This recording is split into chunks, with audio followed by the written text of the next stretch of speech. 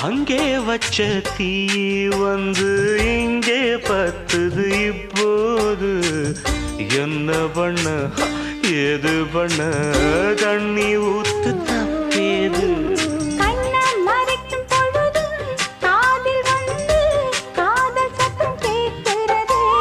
கள்ள பார்வை பார்த்து கதையை ரசிக்க கண்ணு ரெண்டும் துடிக்கிறது மனச கொஞ்சம் மட்டுப்படுத்து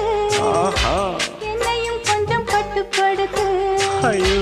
மனச கொஞ்சம் மட்டுப்படுத்து என்னையும் கொஞ்சம் கட்டுப்படுத்து